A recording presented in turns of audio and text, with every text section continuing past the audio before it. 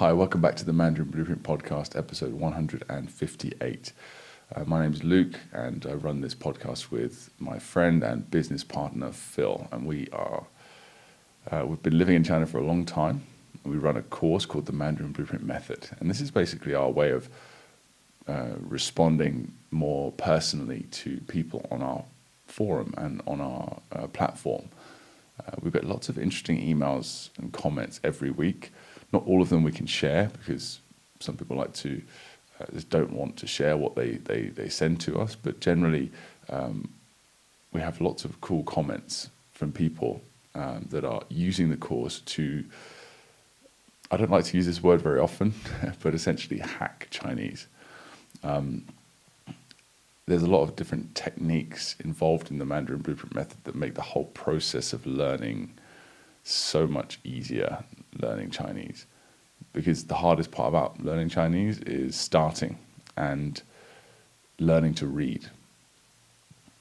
So we're actually going to touch on this a few times today. There's a couple of messages from some members all about this general process. And there's a lot of points during learning with the Mandarin Blueprint Method that you kind of have what we call breakthroughs.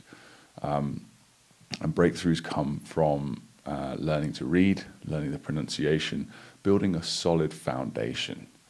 So basically spending a little bit of extra time up front with the language, it pays off huge dividends later on. When I say later on, I don't mean years later, I mean weeks and months later. So let's get into the first message and you'll start to see what I'm talking about. So the first message here is from Annette. She says, "Hi Phil and Luke. All of a sudden it said level 13 complete.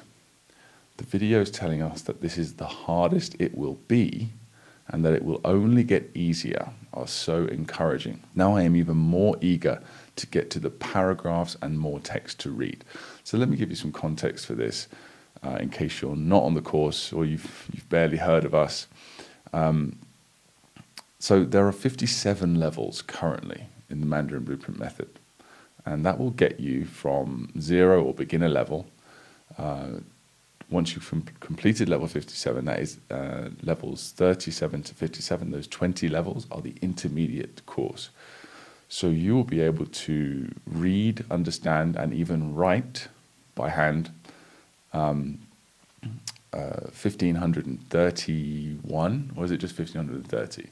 Maybe it's a bit more than that now, actually. I think we've added a few since the HSK updates. I'm more like 1560 or 70 common Chinese characters and well over 4,000 words. I believe about 4,500 now. We're constantly updating the course, by the way. That's why those numbers do fluctuate, but they only go up. And that will get you to 94% of Chinese by coverage. So that means, on average, if you look at any piece of text or listen to any piece of text in Chinese, you'll be able to understand 94% of the characters which you see. Does that mean you'll be able to read a physics textbook in Chinese? Probably not. I probably couldn't read one in English. So it's just an average, of course. But that gives you a really solid foundation. And we're going to be expanding the course, more than doubling the size of the course towards the end of this year. And everything's on schedule to do that. So that's going to get you to 3,000, well over 3,000 characters. Let's just say that. And I think over 10,000 words, at least 7,000 words. No, sorry. So many numbers. And yeah, I think it's closer to 12,000. Yeah, closer to 12,000 words. By the time you finish that, which will get you to, pretty much native level. That's, again, it depends on what kind of native you're talking to. You're talking to a native corner shop assistant or a native builder, or you're talking to a native scholar. Probably not a native scholar. But a native speaker knows on average 3,000 to 5,000 characters. So that's basically what the Mandarin Blueprint Method does. It gets you that foundation, gets you to reading and understanding through listening, builds you that foundation there. And when you get to level 13, like Annette has done, that's the first time you start to read Chinese sentences without pinyin or translation. And at this point, you only know about 100 characters. And that's the reason we make that possible. How we make that possible is by feeding you content you can understand. So we know which characters you've learned at that point, and then we get our native writers to write coherent sentences that are made up of those characters. So once you get to level 13, you've built up all these characters and words, and you sort of level up. You have that breakthrough. We send you all of the sentences based on the words and characters that you've learned. There's a big list of them, and it's just a great feeling. I love reading the comments on that lesson because people are like, holy expletive. I can read Chinese. It's awesome. So Annette is sort of getting at that point now, and it's great. So, and then of course Annette mentions now even more eager to get to the paragraphs and more text to read. So that after sentences, a few levels later in phase 4, we start feeding you paragraphs of text, long form content, articles about all sorts of different topics, and then phase 5, sort of level 40, I can't remember myself now, level 30 to 36, that sort of area, you get full stories, and then intermediate is all just stories and much longer form content, which you can all understand, of course.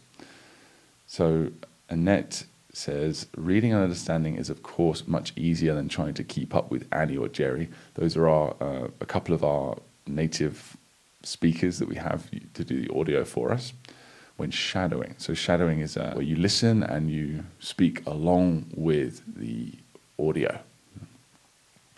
So it's a great technique that we recommend you try, and you can also read along as well to make it even easier. I start out with them and then lose them as I end up sounding like their echo, but it's all good. I look at the sentences as additional pronunciation practice, a fantastic curriculum you've developed. Thank you very much. In one of the video segments, Phil talks about the difference between word by word and meaning translation. As a former business translator, I agree with you that you always want to translate so that the understanding, the meaning, and the sentiment are conveyed correctly. Word by word never works. I always give the English, it's raining cats and dogs, as an example. It doesn't work in any other language I know if you translate the actual words and not the meaning. Apple, not too long ago, came out with their translator app for iPhones, and I put it to the test with a German phrase, and sure enough, the translation was word by word, which was rather disappointing. I think that is what most people expect from translating, that it is something that is and can be done word by word without understanding. That is not the case unless you have extremely simple sentences. And if you're, with Chinese, you have to have simple sentences for word translation because the grammar starts to get very different when you have longer sentences. So another thing about the translation, word for word versus meaning, it's 100%. That's sort of, we stick to the meaning sort of philosophy. And a lot of people who are new to language learning don't quite understand that, understandably. And they're like, wait a minute, this word means this, but why didn't you say that in English? Where's that in the translation? And he's like, well, if we said that, then it would just cause more questions. So, for example, do you know what it reminds me of is, if you ever see the movie The Departed, Scorsese film, where Jack Nicholson and his gang are sort of meeting a Chinese gang, and everyone's got guns and stuff, and the Chinese I believe they're Chinese, I can't remember, it's been so many years since I've seen it, but I believe it's Chinese. They're speaking Chinese with all these machine guns and trying to be hardcore and badass and stuff. And then the Chinese translator with Jack Nicholson doesn't translate what they say, he translates the meaning, right? So and even further, he's just awesome. He just goes, yeah, these guys have got nothing. He doesn't even translate what the guy said. He basically just says, I can't remember exactly, but he's just like, yeah, these guys are just showing their guns. They don't know anything, and they've said, and he knows that because of not just what the guy's saying, but how the guy's saying it, so that's the value of having a translator, and that's the value of truly learning the language. So you don't need a translator. So people have actually mentioned to us before, it's like, aren't you worried about these little translation devices that people put in their ears or like just holds people's mouths and it translates automatically? And the answer is definitely 100% no. I'm not worried about that. Even if they become really cool and really, really high level and they start to translate the meaning much better, or even like a native speaker, there's still nothing that compares to if you're in a business meeting, not needing that, you know?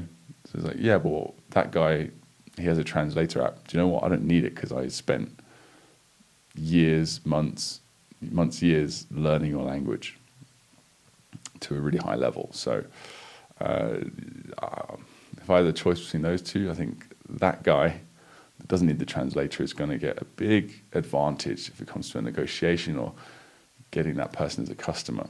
Even then, there are words in one language that do not exist in another, and you need more explanatory words to translate properly or refer to something that is similar. But of course, it will not be the same. The other challenge is that two languages never have the same number of words. If you translate from a language that has fewer words than the one that you translate into, then that alone provides additional challenges and vice versa. Most people learning a foreign language for the first time do not realize these things. Yeah, there's a really interesting thing to look up is, just Google something like words that do not exist in English that exist in other languages. And there's all these really, a single word could mean, 2 sentences in English. There's certain Chinese words as well. You can look it up for Chinese. Words like, even words that feel like they are the same, or they have an English equivalent like 加油, which means add oil.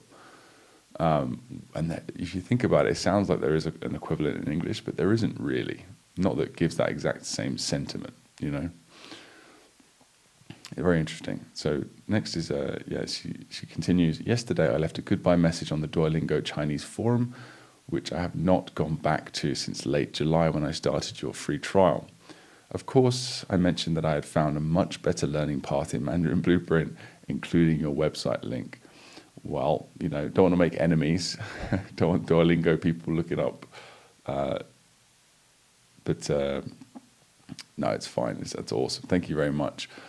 Duolingo is a huge company, and the only way at this currently that we can compete with a company that big is, with testimonials, word of mouth, and things like that. So I really, really appreciate that, Annette, and thanks for your insight on translation. I think it's really valuable because there's a constant challenge that we have,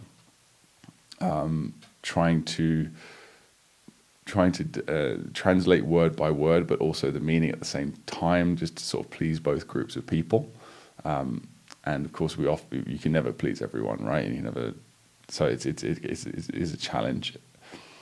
So I'm glad that someone experienced like yourself has said this. So that means I can sort of rest easy a little bit when people do sort of have a problem or a misunderstanding or a complaint when it comes to our translations. So I'm like, well, look at Annette, she's an expert, and she said, it's all about the meaning. So that's awesome, thank you. Next is Cindy, tone change rules. This is a part of the pronunciation mastery course. She says, I love how you can link the words together and that you're teaching it this early on. So it definitely does make a huge difference in sounding more native, at least in my opinion. Thanks, guys. Yeah, so this is referring to, I believe, a lesson very early on in the pronunciation course relating to bu. And the tone change rule for bu is if a fourth tone follows bu, then bu becomes a second tone. So for example, I believe what the example I used was hungry. If you want to say I'm not hungry, you don't say 我不饿, like with 2 fourth tones. You say second tone, fourth tone, 不饿. And at the same time, you can sort of join those words together. So 不饿 instead of 不饿. And it's a way of sounding more native. And it's from a lot of listening practice that you pick these things up. it's just like how maybe non-native speakers would say things in an odd way. Like they might say, I don't know, instead of I don't know, or I don't know. It's just a sound, which is technically wrong, right? Is there a word in English for that? I don't know. But it's correct, right? Because I'm a native speaker and we're native speakers and we say it. So there's things like that, like joining words together, removing the gaps in between syllables that you can do that will make you sound a lot more native in Chinese.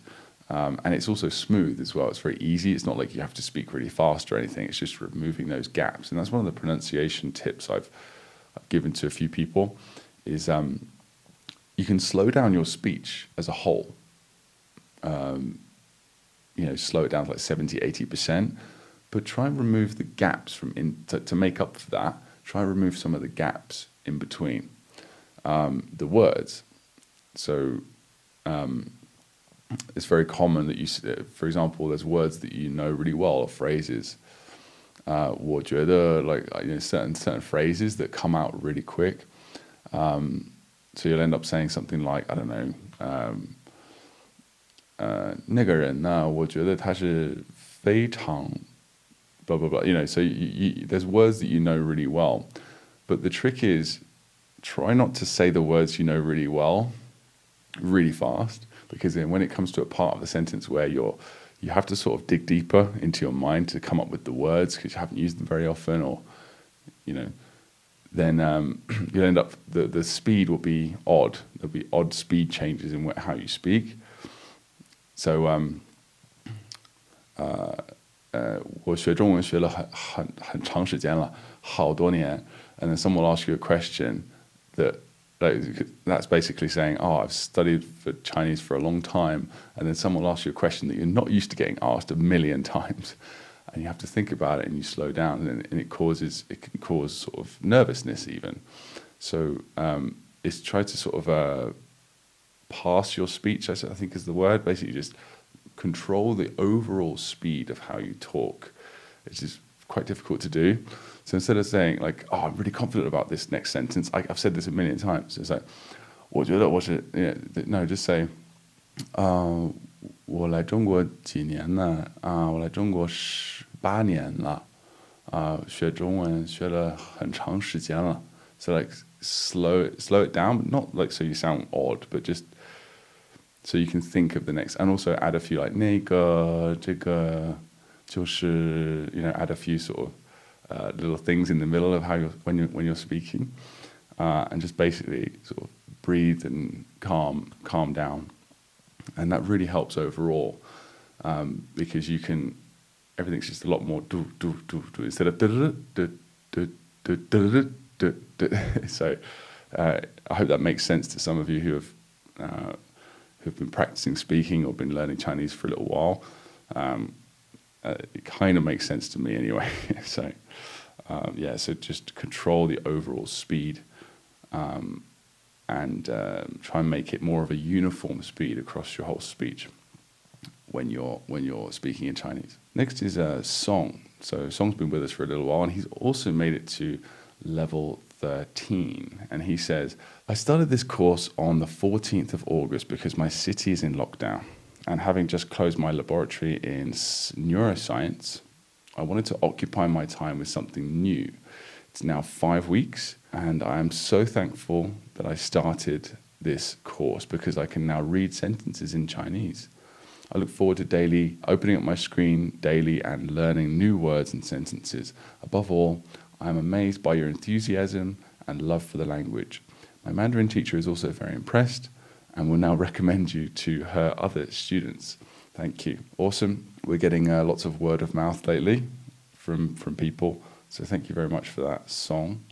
I hope I'm pronouncing your name correctly. There's another comment from Seong, I believe this was afterwards, where he says, this is simply great. I've been using a private tutor for 2 years, learning pinyin only. I know the meaning of way more than 105 characters, but now that I have a systematic way of reading and writing them, and much to the delight of my teacher, now it all makes sense to me.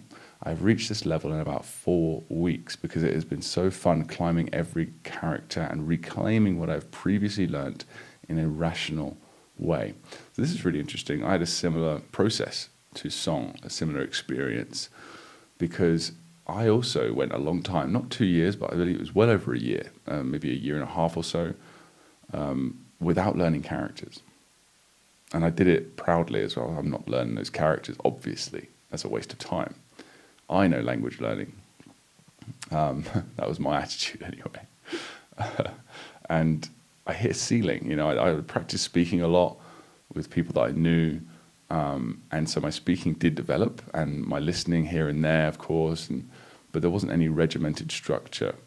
And I certainly didn't learn how to read until way into my study. But it was because of all the listening practice and speaking practice I had had, and of course spending all that time on like Memrise and .com and things like that, building up this arsenal of words that wasn't really learning them properly, but it was experiencing them and putting them in my brain in some way. When I started to, it was 5,000 words, by the way, the then HSK 1 to 6, I learnt all of them by looking at them repeatedly and SRS hacking them, essentially just looking at them every day, but without learning the characters properly, you know. So what happened was when I went and learned the characters, 3,000 of them, spent 6 months doing that, just learning the characters, and then another 3 or 6 months after that, reading sentences in Anki, thanks to Phil's suggestion. It was like within that year, I had developed so fast. So 6 months learning characters, another few months or so, I don't remember exactly, but reading and looking at closed delete sentences, I started moving so quickly through that, and my level just jumped in just leaps and bounds. My level went up so quickly. It was almost as if all this knowledge was just floating around in my mind. It was there, but it was all disorganized. And as soon as I learned to read and started practicing reading and listening, of course, together, everything just sort of clicked into place. And yeah, it was a great feeling. And that's kind of what Seong, I think, is going through right now. It's like, yeah, I've got this knowledge, I recognize this character, but I don't know this character. So the difference between knowing someone on the street and actually having a conversation with them, So it's an awesome thing to see. Well done. And I look forward to seeing what else we're going to hear from regarding Seong and his progress. So thank you very much. This next one is from Christine, and she's a long-time member, and she's completed the current curriculum. So she got through level 57, and she's given some more very, very valuable feedback. If you go on our podcast section on our website, you can search for the name Christine, and you'll find 2 interviews with her, one with her by herself and one with her and Rebecca Weeble, who's also finished the course. So Christine and Rebecca both gave some great feedback, and since regarding the intermediate level. So when it comes to the earlier level, so many people get through the earlier levels, like in the foundation, and we get so much quick feedback, and have done over the years, or a couple of years since we've been running the course, that we've been able to make tweaks and act on this feedback very quickly. But generally less people make it through to the intermediate, and generally people that do are just getting on with it, and they're not there to be our beta testers. They're not there to unless we ask and reach out, it's not likely we'll get much feedback, right? People just, oh great, I'm learning Chinese, and they don't think to say, oh, this here, I'll give a suggestion on how to improve things, or my experience was blah blah blah. So what's great about people like Christine and there's Oscar and Jessica and Rebecca, all these, there's a few people I know by name who have given us such valuable feedback. It actually leads us to make big changes on the course, because a lot of this course, the way we've structured it, is an experiment, right? It's all an experiment, really. It's Phil and I, going, okay, this might work. I think this person should see this particular content or unlock this content at this point, so I'll show it to them then. And oh, great, that worked. People love that. And sometimes people get back and say, actually, do you know what? That didn't quite work. Try it this way, and we'll think about it. And if more than one person starts to say the same thing, then we'll think about it more, and then we'll use our own sort of critical thinking about it, and then we'll end up often making big changes, as long as it makes sense, and we've also been sort of considering it ourselves. We'll make those changes on the platform. So this is what we're about to read as an example of how much we listen to our members, basically. And so let's just jump in, and you'll see what I mean. So Christine says, so Phil asked for some feedback and thoughts about the idea to drop sentences as a compulsory item at some point in the intermediate. Feeling somewhat responsible for this move, I just want to add my ideas and experience. So yes, one of the things that we found is that people were finding the flashcard system that we currently use, which is Anki, which we will be replacing at some point, a bit cumbersome when you get to a higher level, because there's always a point where you're going to drop flashcards completely, or almost completely, right? For your general learning day to day. And we don't know exactly when that happens. We made some guesses that it would happen after the intermediate, sort of in the advanced expansion, things like that. That's why we're not forcing anyone to review any sentence cards after the intermediate course anyway. Because I know from experience that there was a point where Anki sentences saved me. I had a breakthrough because of Anki sentences. But then there was also a point after that, some months after that, where I was like, there's so many sentences. I'd rather just read and listen, read books, listen to podcasts, make notes, sure. Make flashcards sometimes, sure. But I don't need a sentence for every time I want to learn a new word, because it's just the payoff becomes much less. There's a diminishing law of returns when it comes to that. But pinpointing exactly where, it's tough, right? Because it's subjective, and we need feedback like what we're getting here to know when to drop sentences. And it looks like instead of after the intermediate, it's sometime during the intermediate we kind of need to at least not drop sentences, but make them non-compulsory. Say, they're just optional. Okay, so you can review the sentence if you want. Just read them in the lesson description and unlock certain sentences. We sort of did this already with certain required and non-required sentences, but even then it's like making any of them required during the intermediate course may not be right, So let's have a look. Christine says, I never liked the close delete format. So for those of you that don't know, close delete is where you delete or you cover up one character or more within a sentence in order to guess what the meaning is. And the reason why we do that is it gives an extra strain on you in a good way. So you have to actually really look at the context of the sentence to guess what's missing. But it does slow you down, and it does take more energy. But we found that it works so well for solidifying your knowledge of that word and grammar. Hence why every sentence in our flashcards is all close delete, right? So anyway, Christine says, this influenced me to an extent. I stopped doing the close delete format quite early in intermediate, around level 40, I think, but I replaced this with variously creating my own vocab cards, starting with level 37, turning the sentences into reading, listening only, marking myself on how well I felt I understood the sentence or listened to it. Yeah, see, we weren't really sure about doing that. Phil and I talked about that many times. Should we just drop the close deletes? But then it's kind of like, how do people... I have a feeling people would just end up clicking through, and that's based on my personal experience. That's what I used to do. So I think if people weren't forced to look and guess what the missing character was, I feel like they just sort of skip through. Eventually they sort of glaze over and, I've got 50 left, I've got to go, but I've got to finish my cards. Okay, read, and sort of be a bit more blasé with it. So that was my concern. That's why we never bothered doing it, I think. But then that's me, right? Not everyone is me. So yeah, and also I love the idea of turning it into listening practice. So with all the sentences, this is another thing that we've already done, thanks to a couple of different suggestions from other members, which is get all the audio for all the sentences and just put it into audio files for listening practice. So one after the other, clearly labeled, so you can see. what you're listening to. But that's something that we have done as well.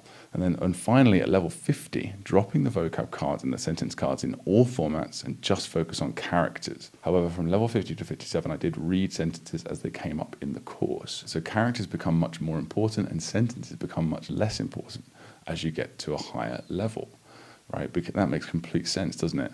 Because once you get to a higher level, you've got a foundation. You can read and understand Chinese by the time you get to level 40 for sure, level 40, level 50. And the focus needs to be more on long-form, interesting, engaging content, preferably as close to native content as you can. It's still a bit tough, native content at that level, but you then want to, you want to basically drop individual sentence cards at that point and just use the natural SRS, which is listening and reading to stuff. So she goes on, she says, in defense of the sentences and how I am using them, I just want to add the following. The sentences are actually really, really valuable resource. They give us a chance to practice listening as well as to learn new vocabulary. I just don't like the Anki and close delete format. If we didn't have these sentences, we would have had to do our own sentence mining for sample sentences. By the way, sentence mining is kind of what it sounds like. You want to learn a word, so you go onto like a sentence warehouse, is what I call them, like LineDict or a Baidu/DICT. And you look for a sentence that contains that word that you understand. But of course, the lower your level, the harder that is. And that's the magic of Mandarin Blueprint. So even with 100 characters in your arsenal, which is nothing, basically, very, very few in terms of traditional learning. But with our course, it's like you've got 100 characters, here's 100 sentences you can read to learn these new words that you're coming up with. And then, of course, the more characters you build up, the easier it is to find these sentences, and the easier it is for us to write them in the long-form content, because the more you know. That's why characters become so important when you get to intermediate, so much even more important. He's like, I just want to get to 3,000 characters so I can start at least understanding native written and content, So I get that feeling 100%. And let's just finish this point here and I'll continue. So obviously the advantage of doing sentence mining is that the sentences mean a lot more to you if you've found them yourself. So by all means, if you want to go that route, then do it. Just keep in mind, you need to find sentences that not only use the characters you are learning at that point, or have learned up to that point.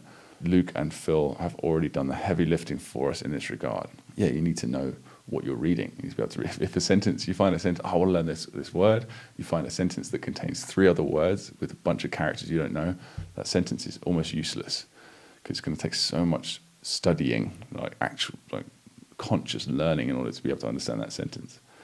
So it's sort of a self-defeating thing. So reading practice is the second point. You need to get reading practice, and one way to do this is using characters is by using the sentences. And point 3, you can use the sentences in the form of MP3s that were made available instead of using them in Anki. In this way, you are not tied to the Anki burden. You can also choose to only do this after you have completed the intermediate course. So on this note, this is what I am doing to catch up all those lost vocabulary by not doing the sentences for later levels, which is basically listening to the sentences in MP3 format and reading and listening to longer form content. I'm having dedicated listening practice sessions with these sentences, starting from level 45 and working my way through them. This includes active listening to make sure that I am now learning the vocab that goes along with the sentences, and then moving each level into a should know playlist that I listen to semi-passively. I keep on reviewing these sentences and to reinforce the vocab. Obviously, everyone has a different approach and a different way of working, so this might not be applicable to everyone, but I just wanted to give my perspective. Apologies for the long post. No, it's very valuable. So it's this is the kind of thing we don't. By the way, we don't just listen to we don't just like listen to a post and then go, oh, okay, and then just go and change the entire course. We only do that when it's, first of all, something that either Phil or myself have really strongly considered ourselves. That's like one point, and like that person that has used the course for hundreds of hours also wants that change. Okay, I'll consider definitely doing it at some point.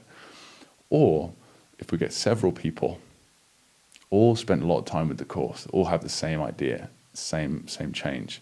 Like, even if we never thought of it before, we're like, okay, well, we need to do something about this, right? So what we're going to probably do, what we're going to probably do is make a video at the beginning of the intermediate course. It's like, okay, guys, you've built your foundation now. You can read and understand Chinese at this point, just at the beginning of the course. And at some point, the sentence cards are going to become cumbersome for you, and it's going to be more bang for your buck to just read and listen to the long-form content that we provide you instead of the individual sentences. But what we'll do is we'll still keep sentences throughout the entire course, but make them more optional. So make all of them optional. Another thing that I want to consider doing as well, thanks to this, is I want to consider getting rid of closed deletes or creating two versions, like a closed delete and a non-closed delete version. One that's just the sentences, or like we already do just the audio by itself, so why not just the sentences without closed deletes and just the written sentences with audio you can download. So there's like 3 different types of flashcards. Sorry, that'll be 2 different types of flashcards. The audio files are just audio files, and then there's a closed delete and non-closed delete. And you can sort of switch that on and off whenever you like. That would be ideal. So we'll definitely look into that. And of course, for the advanced course and the upper intermediate that we're currently building, we're just going to have sentences in the descriptions only. And that's going to be a lot more than enough for a lot of people, especially for the more simple words, like nouns and things like that. So, in fact, we don't really need sentences at all for those. We just have compound word cards, which, by the way, Christine mentioned she dropped those. She brought those back.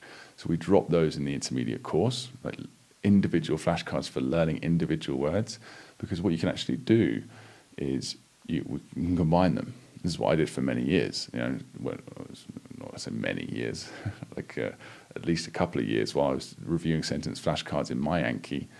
I would just add, I've got a sentence with 2 words that I want to learn.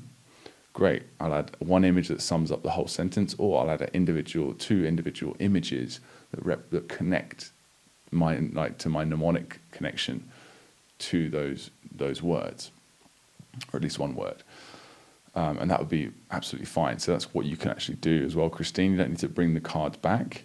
You can just review the sentence flashcards, if you like, and then just put an image into the sentence to help you recall that word. That's just an idea. But yeah, thanks very much. We're always changing. We're always developing and building it. And I think that's definitely a direction that we'd like to go in. We're a bit clear on that. It's still going to take some time to make these changes, and a lot of meetings between me and Phil. But we'll get there. Thanks to feedback like this. Another point here from Cindy. She says, I've watched a lot of Chinese dramas and had quite a bit of interaction with Chinese customers. So even before knowing these tone change rules, I've already used it without realizing. I think that's what works for me. Comprehensible input and shadowing. Oftentimes I don't know what grammar rules are and what terms like preposition and insert other complicated grammar term here is, but when I see examples of it, hear it in its context and shadow it, it becomes more natural to me, and it will also end up picking up all these grammar points without realizing. I think that's the beauty of language acquisition taught via this method. Thanks, guys. Yeah, what you're describing is just how you learnt your native language, right?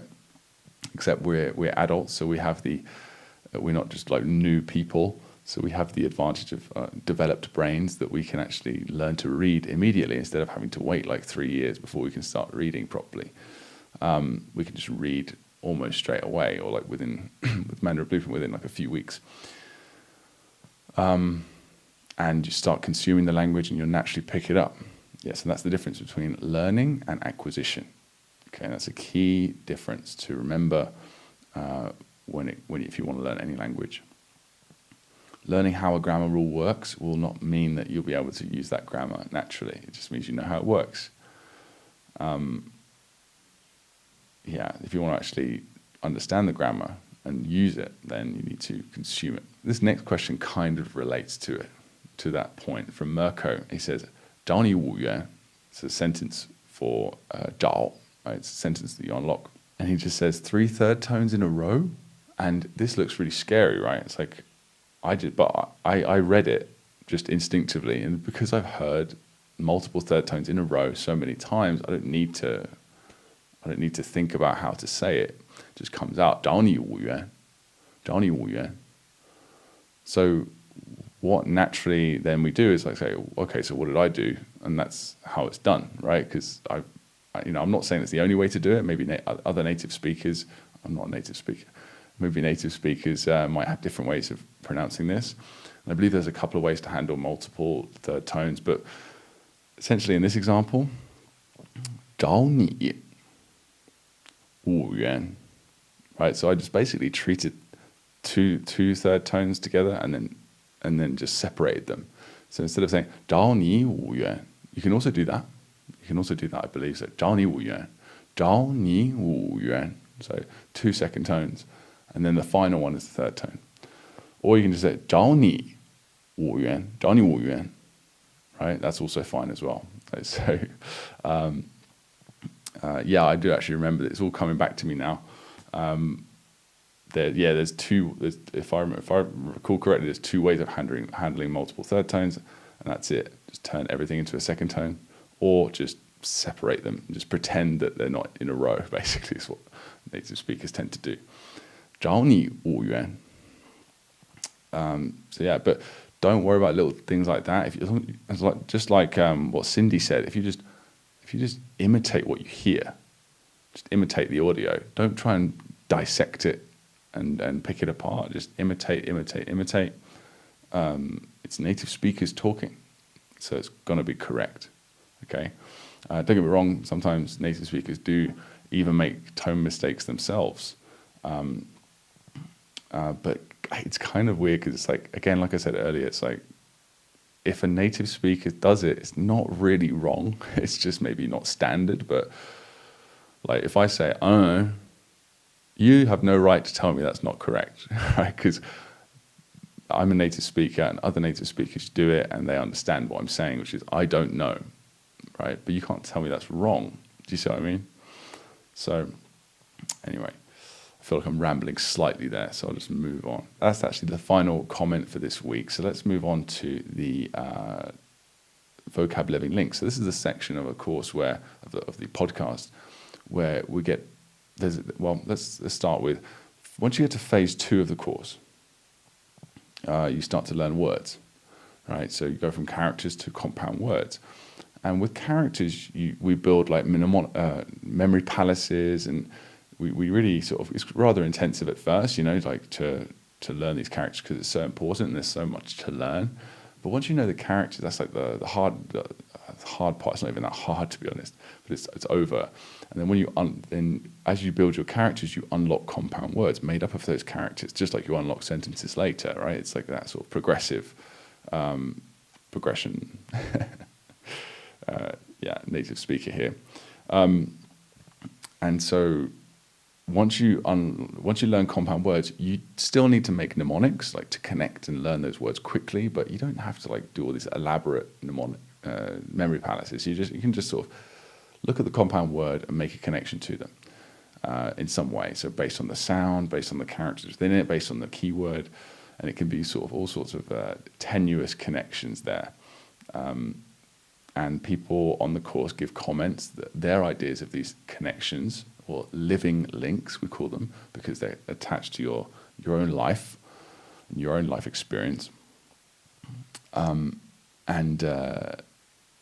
So here are some examples, and then a lot of these I'll read out on the podcast if I really like them, and I'll give my own insights as well. And then we'll cut up these clips and we'll put them into the course, because there's thousands of words. There's like 4,500 words currently, and there'll be another double that probably at least added on. So there's all these different lessons with like just lessons with example sentences. Why not put a video in there? And so this is your chance to get sort of into. So basically, our members not only get personal video responses from us, but often the responses will be made into part of the course, which is really cool. I'm not sure if anyone else does that. yeah, so it's sort of a win-win situation. We get more content for the course, great content, and you get more personal experience, and you get to be part of a living curriculum. It's great. So the first one here is from Joe, and this is just on the word 还是, which has several very key meanings, which makes it an incredibly common word. Because it's 3 meanings off the top of my head, and all 3 are used so often. So let's see what definition he went for. 还是 is always for questions, like do you want tea or coffee? So 你要喝茶还是喝咖啡, right? Which one do you want? So when you're given a choice like that, I imagine this sort of action here, use 还是 for questions. When you use it in statements like today I will drink tea or coffee. 今天我要喝茶或者咖啡, right? So use 或者 for the statement or, right? So that's definitely something you could put into this word card. If you were going to make a flashcard to learn this word, you should probably put some sort of choice in there when 还是.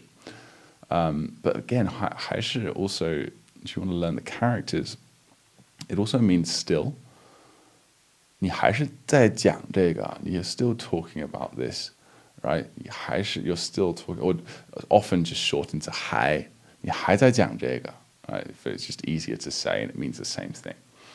So it's a bit faster just to drop the 是. But again, if you break down the characters, that is sort of, I guess, the more true meaning of the word, the main meaning, if you like, because that's what the characters denote. So 还 by itself, 还 means still. It's probably the most common usage of that character. So you can maybe connect those 2 ideas. So 还, so still. How can you connect still to a choice? Are you still on a diet? Are you still on a... Oh, someone's beeping outside. Sorry. Someone's still on a diet, beeping at it's like 7 in the morning. So someone's still on a diet. Yes, you have a choice. You have like a cake and a salad. Are you still on a diet? So would you like the cake or the salad? Because those would be connected in that case. So I kind of like that. That's a good way to sort of learn multiple definitions, connect to multiple definitions, but also remember the characters involved. Next is Seong on vocabulary for 身体, which means body, and 身体 broken down just means 身 and 体 means body.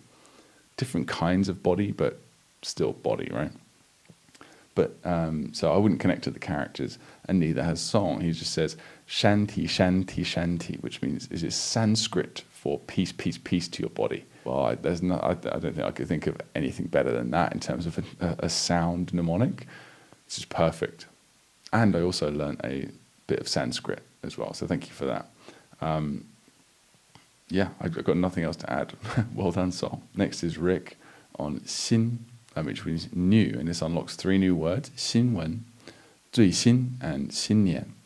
So the last 2 words, 最新 and 新年, are just so easy. 最新, which means most new, which means the newest, and 新年, which is new year, literally, right? And that's what it means. So yeah, I don't even need to give you suggestions for those. I'm sure you can easily come up with something. 最新, just come up with the latest iPhone, or the latest model of a product that you like, and then 新年, someone with party poppers and hungover or whatever. So, but for 新闻, that's a little bit tougher. And Rick leaves a comment here. That 文 in 新闻 has an ear inside it, not a nose. And in Japanese, it means to hear or ask. And in Korean, it means hear. Presumably somewhere along the way, the meaning changed in Mandarin to mean smell. Why? But it has kept the original meaning of 新闻.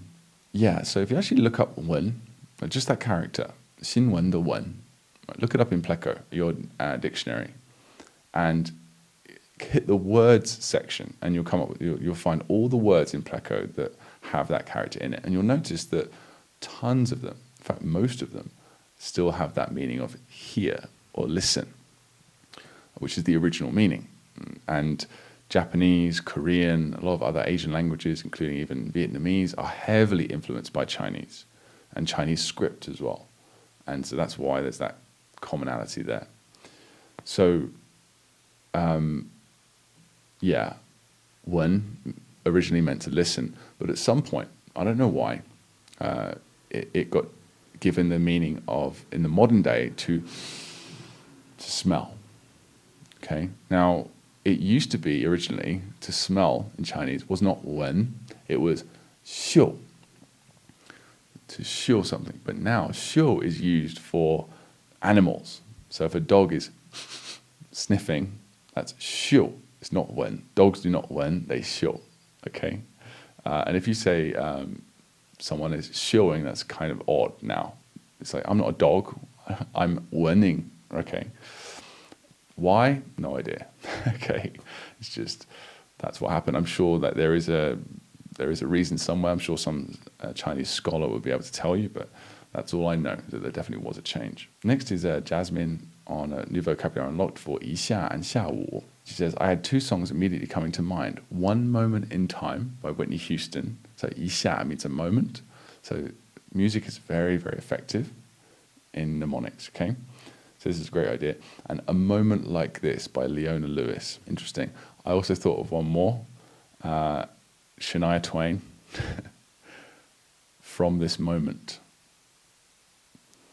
And I only know that not because I listened to Shania Twain, but because I was forced to listen to it a lot as a child by my mother. She just had it on all the time. And Culture Club as well. Oh, God. Next. Oh, but I got another little tidbit here. By the way, did you know that a moment is a medieval time unit of exactly 90 seconds? So 1 hour has 40 moments. No, I did not know that. That's incredibly interesting. Thank you for that.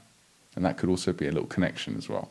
Next is Thomas, Vocab Unlocked for 帅哥. He says, I'm currently enjoying the C-drama, Chinese drama, Handsome Siblings. A photo of the two leads from that not only covers the handsome thing, but will also remind me of the 哥 element too. That's really good. Yeah, 帅哥. Yeah, I like that. And if you don't know what Handsome Siblings is, go and watch it. And then two birds with one stone, you've created a mnemonic, and you've also improved your Chinese. All right. So well done, Thomas. Thank you for that. Another one here from Rick, which is on 当, and so 当然 and 当时 are the two words unlocked here. And if you know the meaning of 当 at that time, then these two words, 当然 or 当时 mean are fairly straightforward. But let's have a look at what Rick says first. He says, I've seen 当 used to mean want to be, as in like 我想当科学家, I want to become or be a scientist. And yeah, do you know what? Used on its own, yeah, that's probably the most common usage of it. Yeah, definitely the most common usage of it on its own, right? And if you look at it, 当然, as in common. 当然 means of course, right? And 当 means essentially be, and 然 means it is like, right? So you see this character 然, look it up in Pleco, words it's used in. It's always, not always maybe, but no, not always of course, but most common it's a second character in a compound word, and it just basically is like a suffix to the first character. And it basically says, it's like saying it's like the first character. So they're saying 当然 is basically like, it's like how it is. So it's like be. So I'm sorry if I'm not being clear right now, but I'm being as clear as I can with the English ability I have. 当然. So that kind of does make sense in terms of course. It is like how it is, of course. So then just find an image of something that would relate to of course. So I imagine some sort of a detective might say that, like Elementary, my dear Watson. I kind of sort of related to that idea. That might work. 当时呢?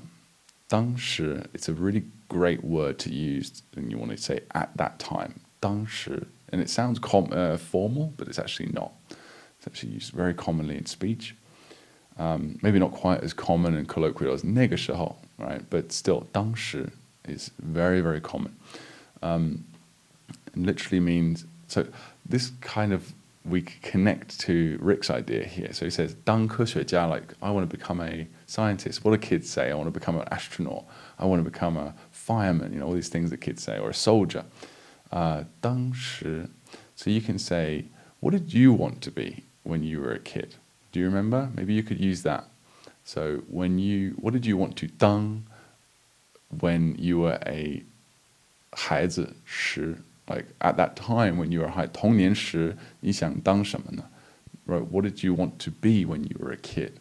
Okay, so maybe try that. I think that would work quite well. Next, Annette on 法, 想法 and 看法. She says, easy to find an image of two people on either side of a number 6 or 9, each seeing it from their perspective and having an idea of what it is. Yeah, that's a good one. It also reminds me of the blind people touching an elephant. Have you heard about that?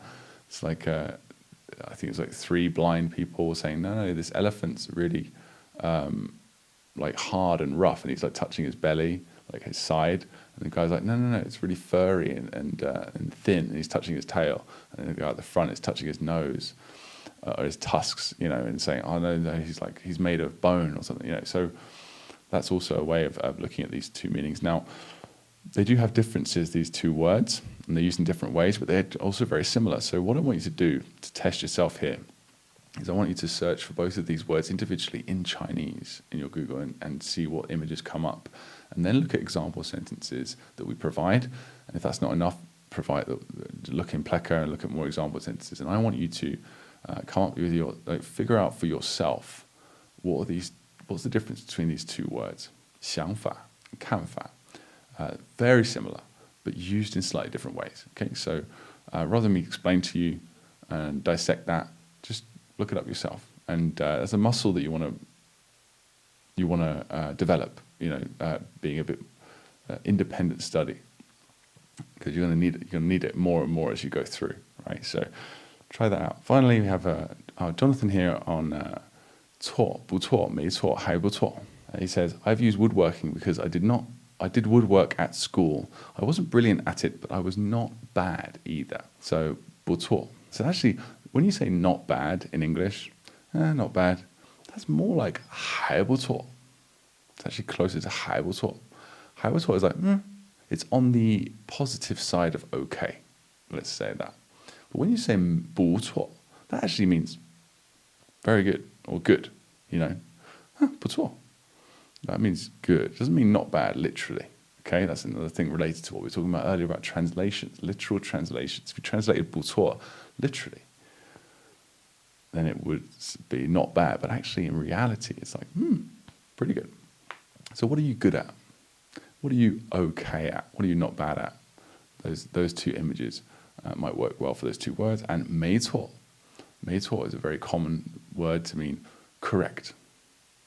So if someone is saying something and they want confirmation, whether it's right or not, you can just be like, 没错. Or if you say something you agree with, if they say something, you're like, yeah, 没错. So I just get someone nodding. Nodding in agreement very firmly for 没错. And I think that will work. All right, guys. Well, that is the end of today's podcast. I hope you found that useful. I certainly found your insights and emails and comments useful and fun to read. So please keep those coming. And I will see you in a couple of weeks. Bye-bye.